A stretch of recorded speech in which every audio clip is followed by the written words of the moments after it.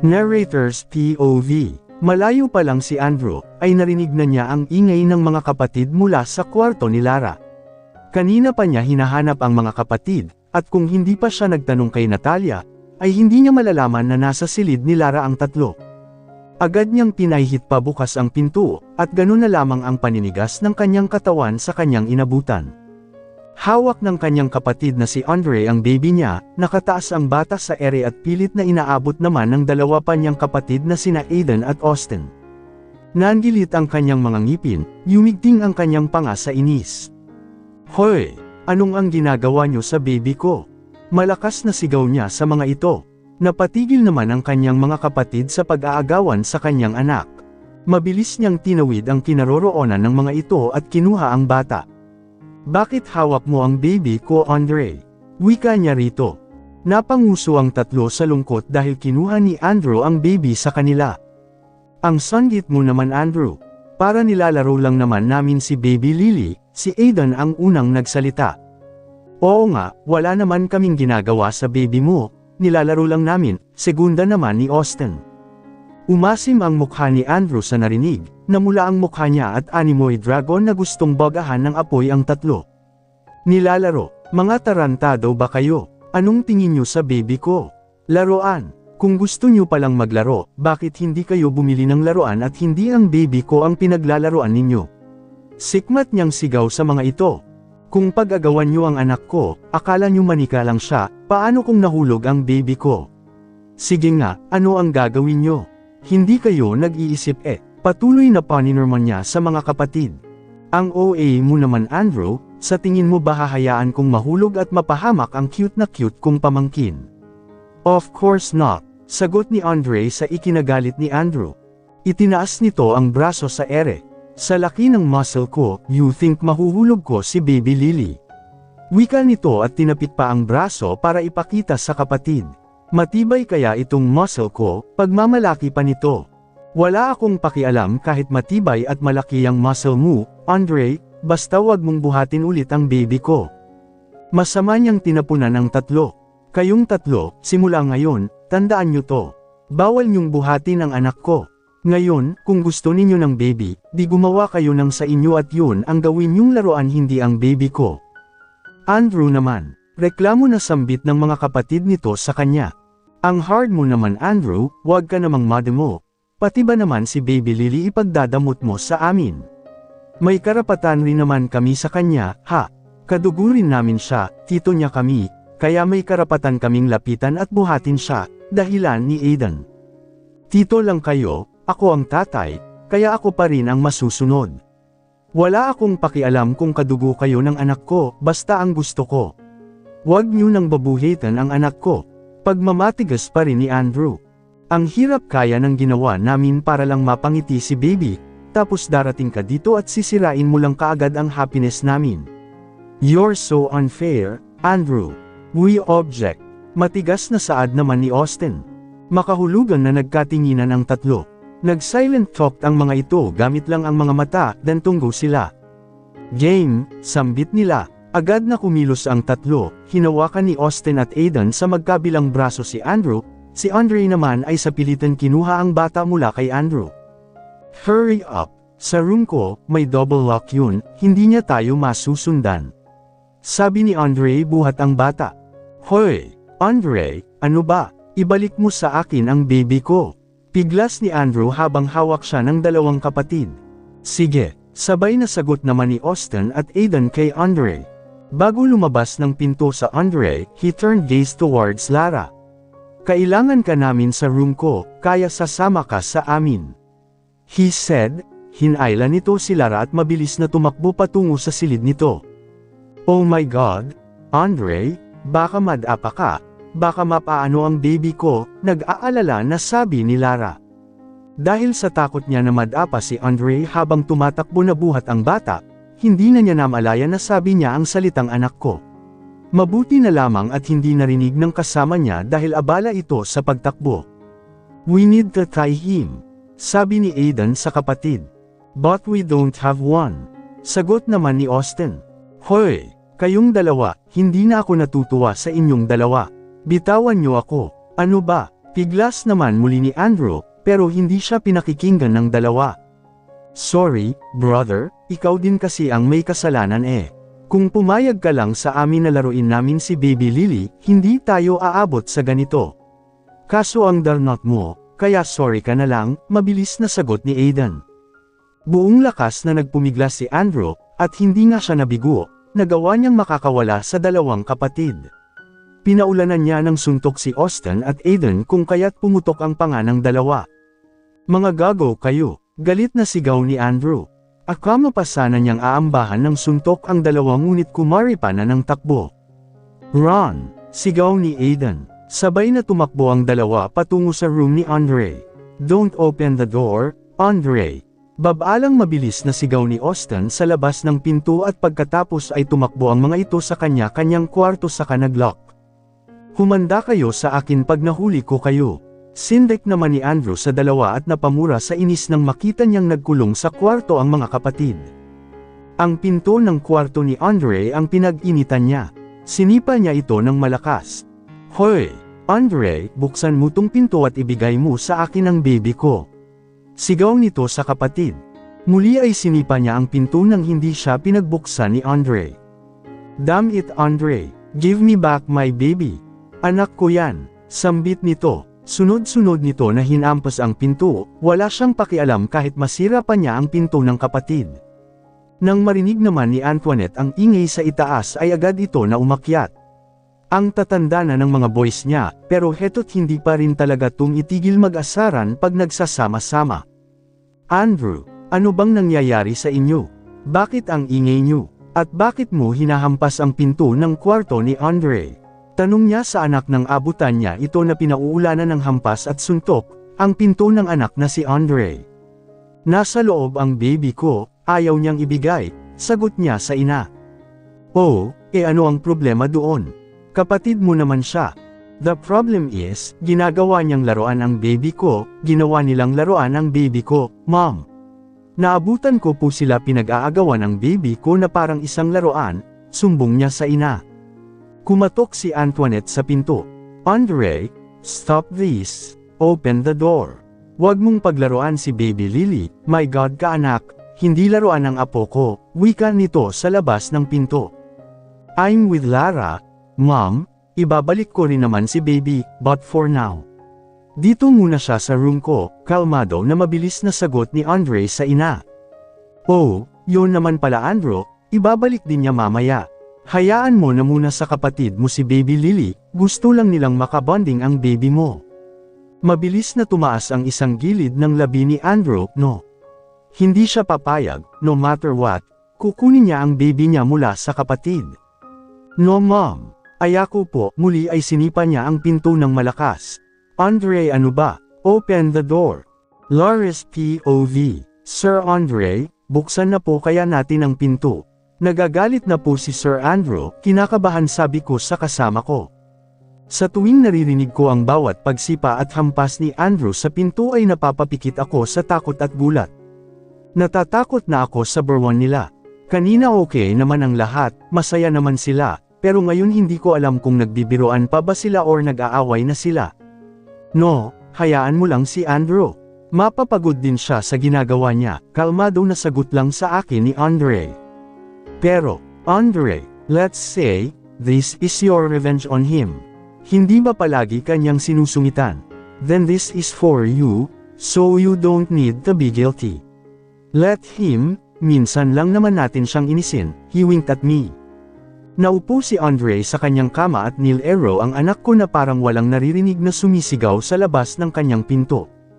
Come, Lara, maupo ka at mag-relax, huwag mong isipin si Andrew. Paano ko naman gagawin ang bagay na yun gayong alam kung galit na ang kapatid nito sa labas ng pinto? Ano nga pala yung sinabi mo kanina? Tanong nito habang nilalaro ang baby ko. Agad akong nagtaas ng tingin sa kanya. Ha? Anong sinabi ko? Kumabog ang aking dibdib. Narinig ba niya ang sinabi ko kanina? I heard you saying anak ko, right? Muling pagsasalita ni Andre pero ang atensyon ay nasa anak ko pa rin. Ano kasi, mabilis akong nag-isip kung paano ko lulusutan ang tanong na iyon kasama ko. Siyempre, ako ang babysitter ni Baby Lily, Hindi na siya iba sa akin, at tinuturin ko na siyang parang anak ko na rin. Hindi ba yun naman talaga ang dapat? Ah, I see. Tama ka naman roon, ngiting sagot sa akin ni Andre.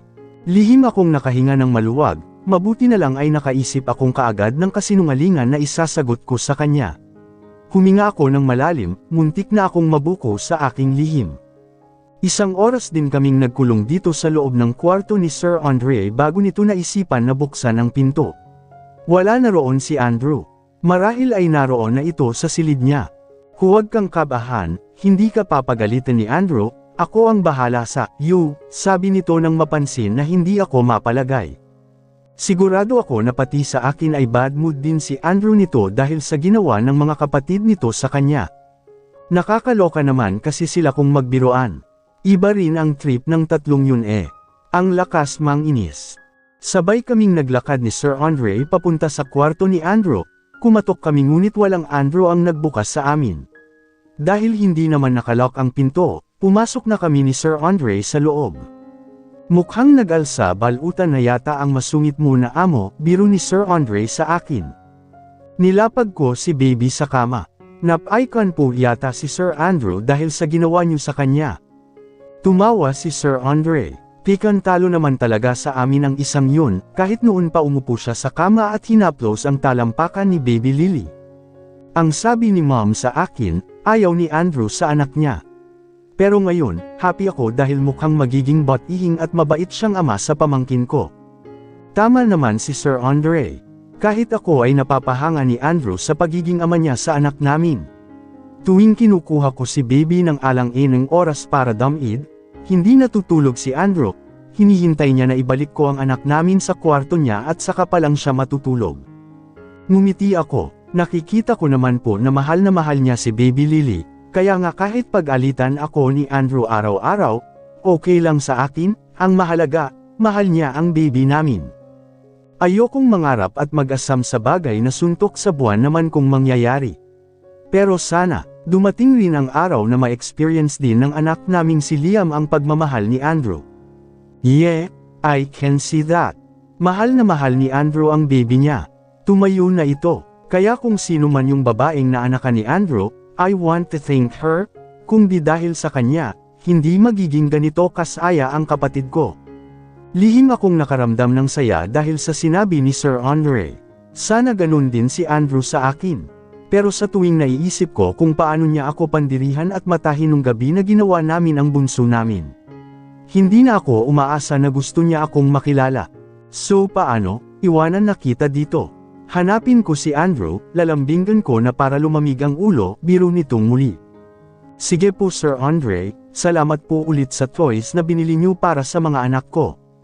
Welcome, but pwede ba, wag mo na akong tawagin Sir. Just call me Andre, hindi naman nalalayo ang age nating dalawa. Tumango ako, sige po Sir. Andre, napakamot ako sa ulo.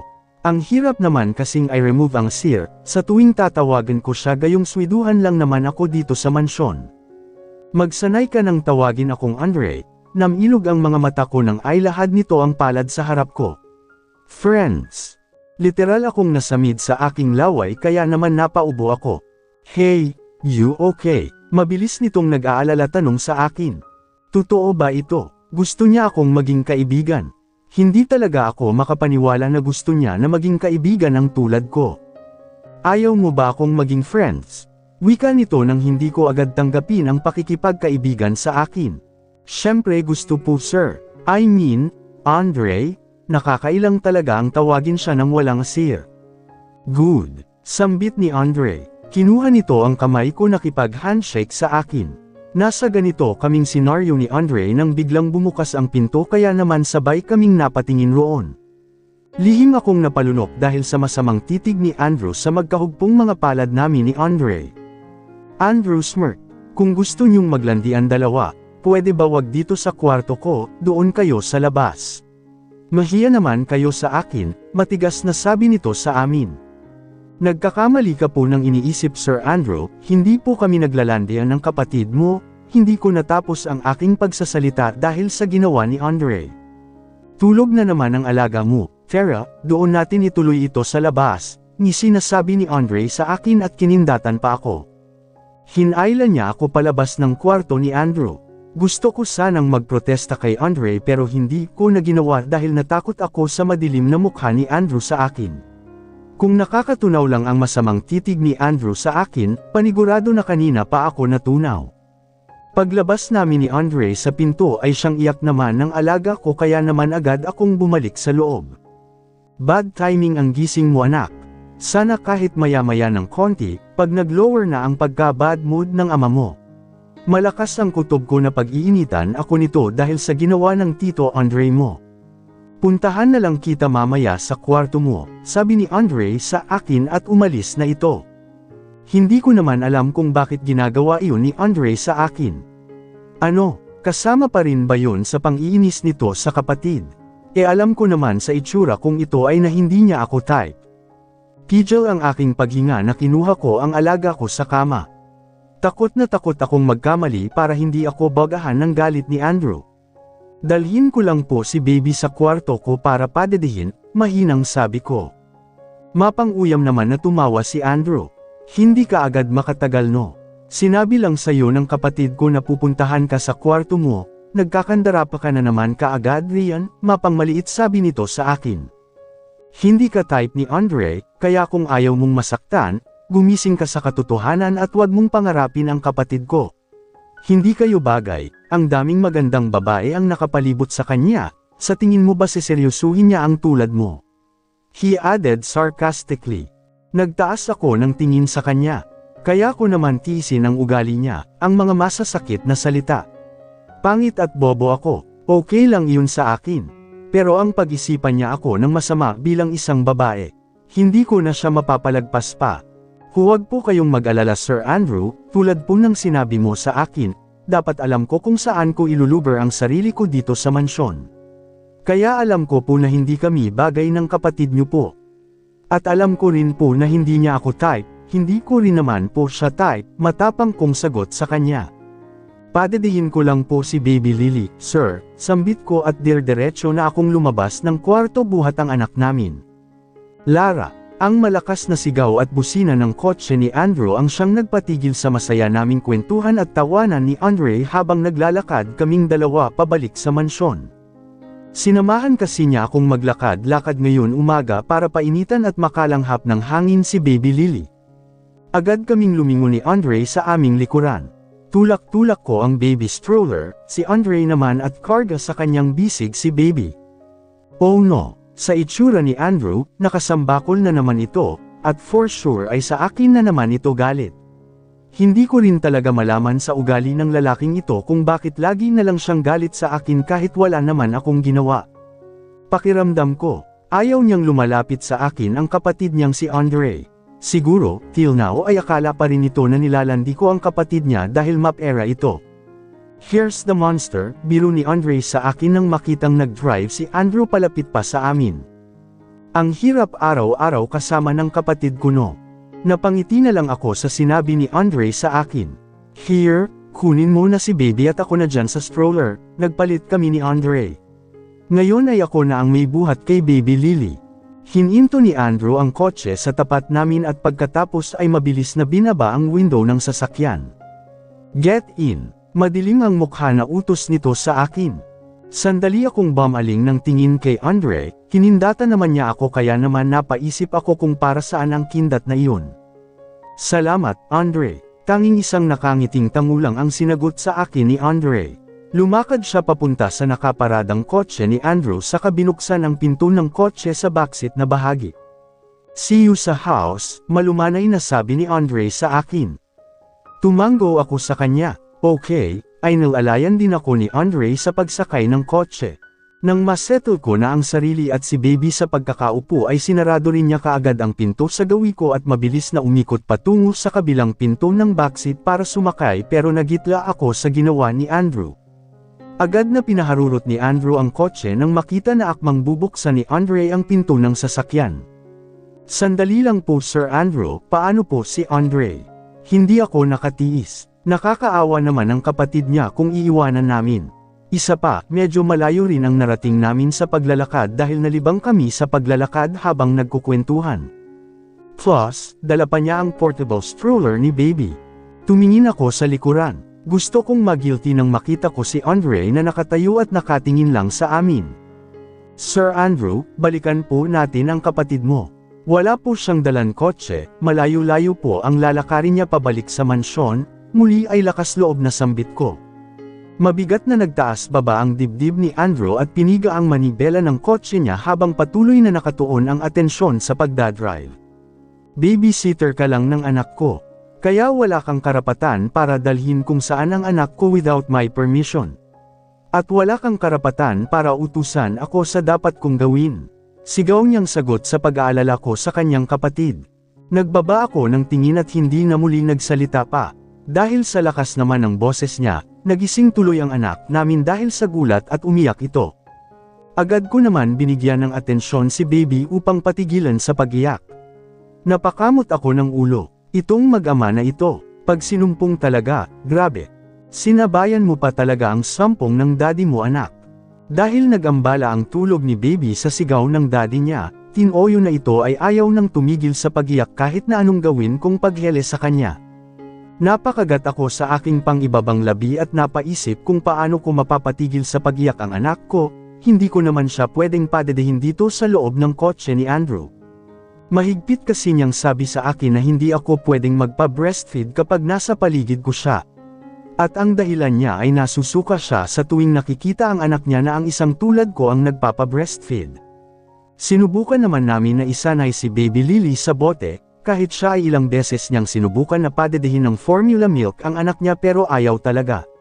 Sumuko rin siya sa bandang huli. Pakainin mo na lang siya, okay?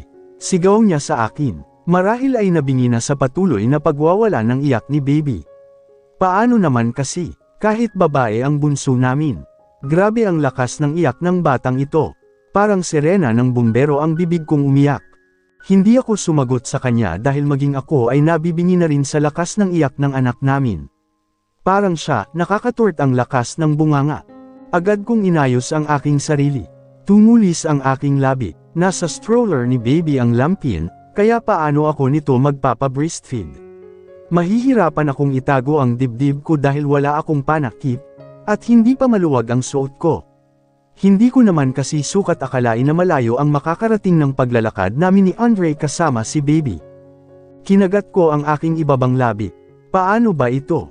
Sabi ko, pakainin mo siya. Bingi ka ba? Muli ay natataranta ako sa sigaw niya sa akin at sa patuloy na pag-iyak ng anak namin. Opo Sir Andrew, agad na sagot ko. Bahala na nga. Kasalanan mo to baby. Tinaas ko ang aking suot na blouse. Dahil medyo fitted sa akin ang blouse ko. Mahirap talaga sa akin ang ilabas ang isang dibdib ko na hindi lilito ang bahagi tiyan ko. Pero mabuti na lamang at natatakpan ni baby. Nang ilabas ko ang isang dibdib ko, ay agad naman na sinipsip ni baby na akala mo naman isang taon na hindi dumb-id. Bigla naman akong napasinghap sa gulat, nang madi-inaapakan ni Andrew ang preno, kaya naman muntik na kaming sumubsob ni baby. Mabuti na lang talaga at nakasuot ako ng seatbelt. Damn it! Inis na sambit ni Andrew dahil sa nangyari. May dumaan kasing pusa, saad nito at muling ipinagpatuloy ang pagdadrive. Ikaniling ko ang aking ulo. Pusa, lumingon-lingon ako sa bawat side ng car window. Wala naman akong nakitang pusa sa paligid. Dahil sa nangyari, binagalan ni Andrew ang pagdadrive. At sa sobrang bagal nga niya sa pagdadrive para na kaming naglalakad pa uwi sa mansyon. Tumingin ako sa harapan, nagitla ako sa aking nakita. Nahuli kong nakatingin siya sa akin sa rear view mirror ngunit agad rin na nag-alis ng tingin nang makita niya ako. Napalunok ako, nahuli ko talaga na nakatingin siya sa akin. Or baka naman nagkamali lang ako. Baka si baby talaga ang tinitingnan niya at hindi ako. Huwag kang feeling Lara. Nang marating namin ang mansyon ay nagulat pa ako dahil naunahan pa kami ni Andre na makabalik. Makahulugan niyang tinapunan ng tingin si Andrew. How come na naunahan ko pa kayong makabalik dito sa house? Ngisi na tanong nito sa kapatid. Hiham, mukhang kung saan mo pa dinala si Lara, may laman na dagdag nitong sabi. Don't worry bro, hindi ko naman aagawin si Lara sa anak mo. I just want her as my friend. Mabait kasi siya. Kaya gusto ko siya, nakangiti na tumingin siya sa akin. Pero kung papayag ang anak mo, Okay, ninakawin ko ang maganda niyang babysitter, he said, grinning at me. Hindi may pinta ang mukha, at walang kibo naman na lumakad si Andrew patungo sa hagdan na parang walang narinig. Makahulugan naman akong tinignan ni Andre nang lagpasan kami ni Andrew. Mukhang ang daddy ang ayaw pumayag, saad ni Andre sa akin at pamaling ng tingin sa direksyon ni Andrew. Okay, fine. Hindi ko nanakawin ang babysitter mo baby, malakas na sabi nito na ang mga mata ay hindi sa bata nakatuon kundi sa kapatid. So, how does it taste? Masarap ba? Nakangiti na tanong sa akin ni Andre kung ano ang komento ko sa niluto niyang beef tenderloin steak. Pakiramdam ko ay para akong espesyal na hurado sa isang cooking show, dahil ang mga kasama ko dito sa hapagkainan, ay nakatingin sa akin habang hinihintay ang aking hatol. Masyadong maalat, tipid na komento ni Andrew dahilan upang mapatingin sa kanya ang lahat. Nag-slice si Natalia ng steak sa plato niya. Parang hindi naman maalat, sambit nito matapos lunukan ng karne. Masarap Kuya Andre, ang sarap mo talagang magluto. Papuri nito sa masarap na niluto ng kapatid. Humiwa ako ng steak at tinikman ito.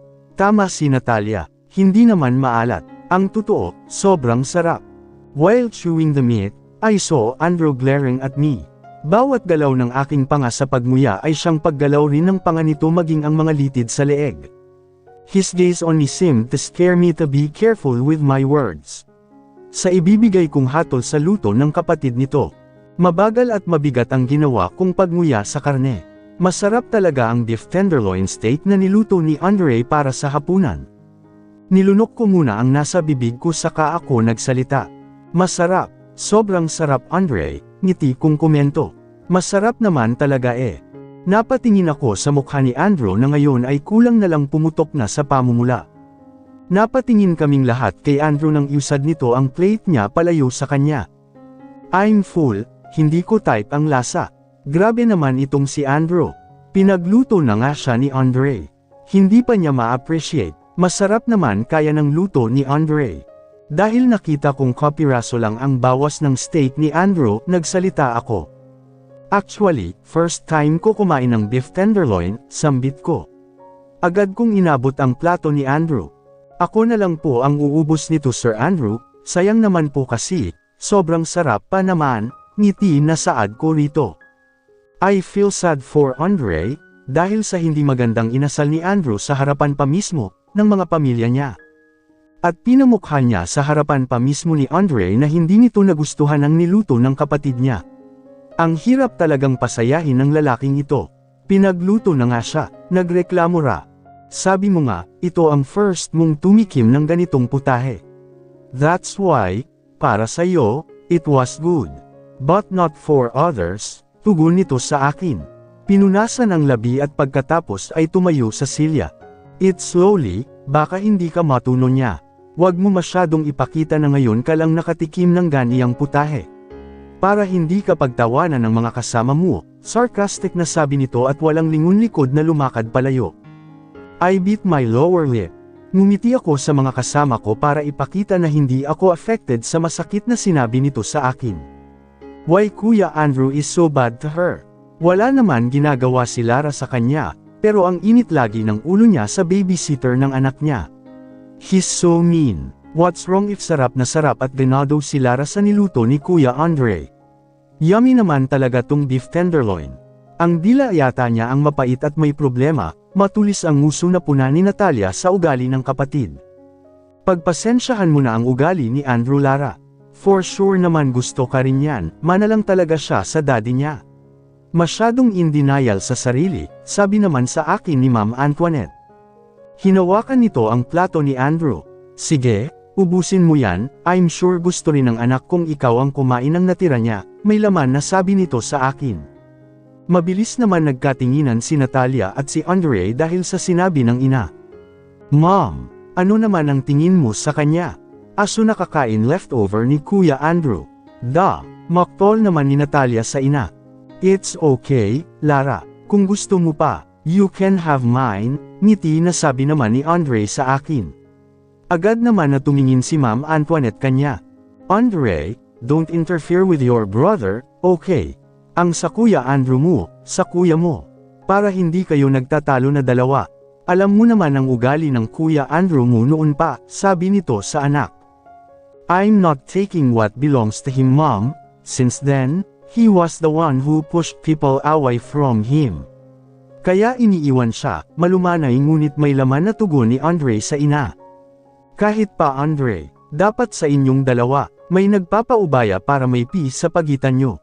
May isang umuunawa sa ugali ng isa. Para hindi mag-escalate ng misunderstanding or kung ano paman. Pero kailangan niyang baguhin ang ugali niya, Mom. Hindi lahat ng tao sa paligid niya ay kukonsintihin ang masamang ugali niya. Yung ugali niya, I mean. Isipin mo na lang na stress sa work ang Kuya Andrew mo, Andre. So please lang son, kayong tatlo nila Aiden at Austin, wag niyong pinagtitripan ng Kuya Andrew niyo dahil alam niyo naman na short-tempered ang isang yun. Please, son. Okay Mom, we will try. Sa huli ay pagsuko ni Andre sa pakikipag-usap sa ina. Napatitig naman ako sa kanilang dalawa. Sa haba ng naging diskusyon nilang mag-ina tungkol sa attitude ni Andrew. Napaisip ako, dahil pa ba talaga sa niluto ni Andre na beef tenderloin steak yun? Para kasing hindi na Yung sa putahe lang naman sana ng usapan, pero kung saan na sila nakarating mag-ina about kay Andrew. Dahil sa dami kong nakain na beef tenderloin. Tulad nga ng sinabi ni Andrew, hindi nga ako natunawan. Kaya naman naisipan ko na bumaba para uminom ng tsae. Pasado alauna na ng madaling araw. Tulog na ang lahat kaya tahimik na sa buong kabahayan. Pumunta ako ng kusina para maghanap ng tea. Maingat kong inisa-isang buksan ng cabinet. Hindi naman nagtagal, ay nakakita rin ako ng green tea. Agad akong nag-init ng tubig at habang hinihintay kong kumulo ay naupo muna ako sa silya. Hindi rin naman nagtagal ay narinig ko ang whistle ng electric kettle. Tumayo ako at lumapit sa electric kettle. Habang sinasalinan ko ang mug ng hot water ay gulat akong napatili nang biglang may nagsalita sa aking likuran. Ay kabayo, ugal na sambit ko, gabi na, bakit gising ka pa? Tanong nito sa akin. Napalunok ako. Kilang-kila ako ang boses na iyon. Sa dami naman ng tao dito sa mansion. Bakit siya pa? Agad akong pumihit paarap sa kanya nang masalinan ko na ng hot water ang tasa na hawak ko. Kung pwede nga lang ba na hindi ko siya harapin? Gagawin ko, kaso hindi naman pwede. Magandang umaga po Sir Andrew, alanganin na bati ko sa kanya. Siya po, alok ko dahil nakita kong bumaba ang paningin niya sa tasa na hawak ko. Agad rin naman siyang nag-iwas ng tingin. No thanks, tipid na sagot nito sa akin. Agad kong ini-unplug ang electric kettle at inayos ang kalat ko dito sa kusina. Sa kwarto ko na lang iinuman itong green tea ko para makaiwas ako sa kanya. Sige po Sir Andrew, balik na po ako sa kwarto ko, alam ko sa kanya. Maingat kong sinimulan ihakbang ang aking mga paa para hindi ako matapunan at mapaso ng green tea. Pigil ang aking paghinga habang naglalakad ako nang nasa tapat ko na siya. Hanggang sa nagitla ako nang marinig kong muli siyang nagsalita. Marunong ka bang magluto? Sandali akong naestatwa sa aking kinatatayuan. Kaming dalawa lang naman ang narito sa kusina. Means, ako ang tinatanong niya. Pumihit ako paarap sa kanya. Ako po ba sir? Balik tanong ko sa kanya. He glared at me. Then he looked around. Tayong dalawa lang naman ang tao dito sa kitchen, so sa tingin mo sino ang tinatanong ko? Hindi ka naman siguro tanga diba para isipin mo na multo or butiki ang tinatanong ko? Of course, ikaw? May inis sa timbre ng boses na saad nito. Magtatanong na nga lang, may kasama pang pamiminta sa akin. Hindi po sir, sorry po, mabilis na sagot ko. Baka mamaya ipagluto ko siya tapos pintasan lang din niya tulad ng ginawa niya sa niluto ni Andre. Muli na akong pumihit patalikod sa kanya.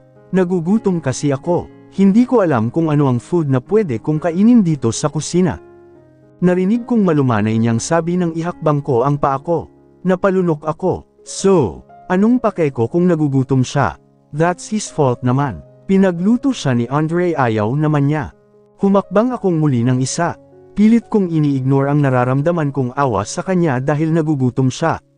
Pinahiya niya ako kanina sa harap ng pamilya niya. Tapos kakaawaan ko siya ngayon just because he's hungry. Nakakatatlong hakbang na ako. Gusto kong mina sa aking sarili dahil despite na lagi niya akong pinagsasalitaan ng masakit at pinipintasan. Feel hindi ko pa rin siya matiis. I feel guilty na hindi ko siya ipagluto kahit na itlog man lang para makakain siya. Pumihit akong paarap sa kanya. Kung ayaw niya ng luto ko, bahala siya, basta nagmagandang loob lang ako dahil sabi niya gutom siya. Pritong itlog lang po ang kaya kong lutuin, Sir Andrew. Ngayon, kung gusto niyo po ng itlog, pagpaiprito ko po kayo. Kung ayaw niyo naman po, babalik na ako sa kwarto ko, pigil ang aking paghinga na dir-diretso kong sabi. Okay, cook for me, please. Nananaginip lang ba ako ngayon? Para kasing ayokong paniwalaan na may please na lumabas sa kanyang bibig. Lihim akong napaisip, pag madaling araw pala, at gutom siya, natututo na maging mabait at makiusap sa kapwa. Hindi ko lang po sure kung magugustuhan mo ang luto ko, sambit ko at agad na bumalik sa loob ng kitchen. Dahil mainit pa naman ang green tea ko, nilapag ko muna iyon sa lamesa at kumilos para ipagluto ng pritong itlog ang kasama ko. Kahit naiilang akong kumilos dahil alam kong nakamasid lang siya aking likuran. Pinagbuti ko ang aking ginagawa at binilisan ang pagluluto. 3 itlog ang prinito ko sa kana. Naisip ko na hindi siya mabubusog sa itlog lang kaya naman nag-init na rin ako ng sliced bread na nakita ko sa loob ng fridge. 3 pritong itlog, bread at pinaghiwa ko na rin siya ng cheese. Siguro naman sapat na iyon sa kanya. Siguro naman hindi niya pupulaan na hindi masarap ang niluto ko. Hello naman, ano bang pwedeng maging lasa ng itlog na nilagyan ko lang ng konting iodized salt? Di ba itlog lang naman? Kung hindi siya masarapan, at least pinagluto ko siya, at sinunod ko ang utos niya kahit hindi ko naman trabaho ang ipagluto siya. Ito na po sir, inayos ko pa ang plating ng pagkain niya para maging appetizing sa paningin niya. Ay, sandali po, kukuha ko kayo ng fork, kumuha ako at agad rin na nilagay ko sa gilid ng plato niya. So, paano po sir, balik na po ako sa kwarto ko, mas mabuti nang umalis na ako ng maaga sa harapan niya bago pa niya pintasan ang lasa ng niluto ko. Hindi ko na hinuhugasan ang ginamit ko. Bahala na ang mga kawaksi bukas gumawa nyon. Agad kong dinampot ang tasa sa lamesa. Hindi ko na hinintay pa na magpasalamat siya sa akin dahil hindi na rin naman ako umaasa sa bagay na iyon. I just want to leave immediately for my peace of mind. Ayokong mabad trip kapag pinulaan niya ang pritong itlog na niluto ko. Thank you for this. Masyado lang mamantika. Narinig kong sabi nito bago ko magawang ihakbang ang aking mga paa. May pritong itlog ba na hindi mantika? Natural mamantika yon, dumaan sa mantika. Enjoy your food sir. Sa halip ay tugon ko sa reklamo niya at agad rin na sumibat ng alis palayo sa kanya. Di sana siya ang nagluto para hindi mamantika, napapailing na sambit ko habang naglalakad pabalik ng aking kwarto dala ang isang tasa ng green tea.